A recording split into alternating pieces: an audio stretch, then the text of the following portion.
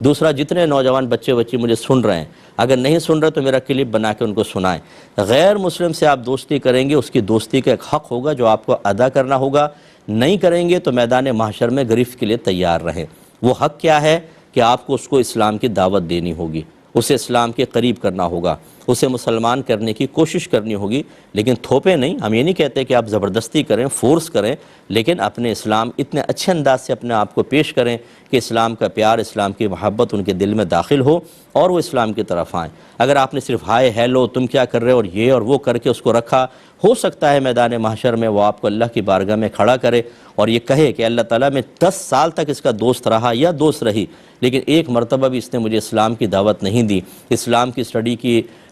Offer نہیں کی۔ اگر ہوتا تو شاید میں مسلمان ہو جاتی۔ بس وہاں پہ آپ کی گرفت ہوگی اور آپ پھنس جائیں گے۔ اس کے کسی نے پوچھا کہ آپ مسلمان ہیں تو کہا میں نے شرم کی وجہ سے یا ڈر کی وجہ سے کہ شاید دوستی نہیں کرے گا، میں نے کہا نہیں میں غیر مسلم ہوں، اب مجھے گلٹ فیل ہو رہا ہے۔ یعنی ایسی جب صورتحال ہو کہ آپ اسلام کو پیش کرتے ہوئے شرم محسوس کریں، مسلمان ہونے کو ظاہر کرنا ہی آپ کے لیے باعث شرم بن جائے، تو کیا کسی کو آپ اسلام کی دعوت دیں گے؟ اور وہ بیچارہ اگر آپ کی اسلام کی دعوت قبول نہیں کرتا، یہ ہماری ہمدردی ہے اس کے ساتھ، وہ ہمیشہ ہمیشہ کے لیے جہنم میں چلا گیا، تو آپ کو کوئی بھی زد نہیں پہنچے گی۔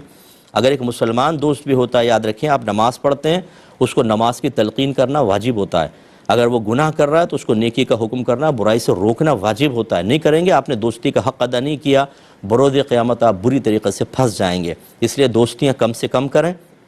اور کریں تو ذرا دوستی کا حق ادا کرنے کے بارے میں بھی علم حاصل کریں، ورنہ آخرت میں شدید گرفت ہو سکتی ہے۔ دوستی میں اور ملاقات کرنے میں یا تھوڑا سا ربط رکھنے میں فرق ہوتا ہے۔ دوستی کا مطلب تو یہ ہوتا ہے کہ اتنی گہرائی میں انسان چلا جائے کہ اپنے راز اسے بتائے، زیادہ اس کے ساتھ وقت سپینڈ کرے اور اس سے کوئی چیز نہ چھپائے، اسی طرح اپنے مال پر اس کا حق سمجھے۔ اتنی گہری جو دوستی ہوتی ہے، اس کو قرآن اور حدیث نے سختی سے منع کیا ہے۔ ایسی دوستی کافر کے ساتھ، یاد رکھیں، گناہ ہے۔ ایک ہوتا ہے عام بات، جیسے آپ فیس بک پر کسی سے ہائے ہیلو ہو گئی، تھوڑی بہت روزانہ بات ہو جاتی ہے، اس کو دوستی نہیں کہتے، اس کو کہتے ہیں ملاقات۔ لیکن اس میں دوستی تو ویسی منع ہے، لیکن جو ملاقات ہوتی ہے، ایک ربط ہوتا ہے، ایک کانٹیکٹ ہوتا ہے، ایک سطحی اور ظاہری قسم کا، اس کو بھی بلا ضرورت نہ کیا جائے، کیونکہ جو ہمارے مسلمانوں کی مذہبی اور عقیدے کے اعتبار سے حالت ہے وہ کسی پر مخفی نہیں، اور ہم جیسے لوگوں پر تو بالکل بھی نہیں ہے، کہ ہم ایک مسلمان گھرانے میں پیدا ہو جاتے ہیں لیکن اپنا عقیدہ بھی نہ کسی کتاب کو پڑھ کے سیکھا ہوتا ہے، نہ کسی عالم دین سے سیکھا ہوتا ہے،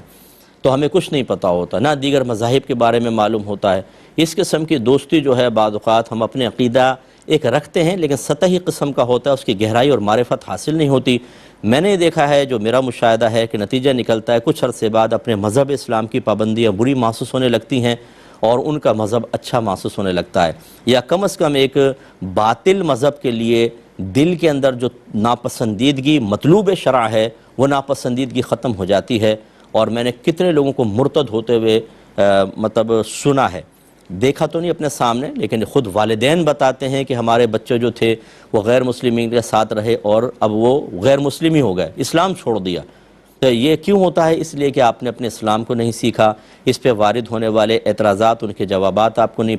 پتہ، دوسرے جو مذاہب ہیں ان کی ویکنیسز آپ کو نہیں معلوم، ان کی خرابیاں آپ کو نہیں پتہ، اور آپ نے دوستی کر لی، آہستہ آہستہ اس کا اثر غالب آتا ہے اور انسان ایمان سے ہاتھ دھو بیٹھتا ہے۔